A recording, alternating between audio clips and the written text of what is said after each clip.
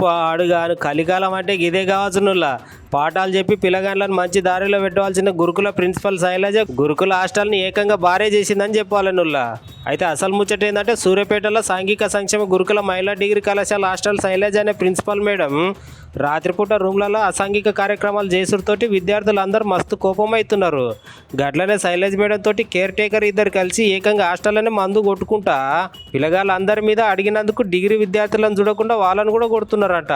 ఇట్లా మా క్రమశిక్షణ నేర్పవలసిన మేడమే ఇట్లా చేస్తే ఎట్లానే ఆ గురుకులంలో చదువుకుంటున్న విద్యార్థినులు అందరు బాధతోటి ఇవాళ మీడియా ముందుకు వచ్చి శైలజ మేడం తాగినప్పుడు ఏం చేసిందో ఆమెకే తెలియదు, అడిగినందుకు మమ్మల్ని అందరినీ కొడుతుందని చెప్పుకుంటున్నారు బాలికలు అందరూ. అయినా మేడం నీకేమైనా గింతనన్నా బుద్ధి ఉన్నదా? పొల్లగాండ్లు చదువుకున్న గురుకుల పాఠశాలలలో గిట్లా తాగుతారా?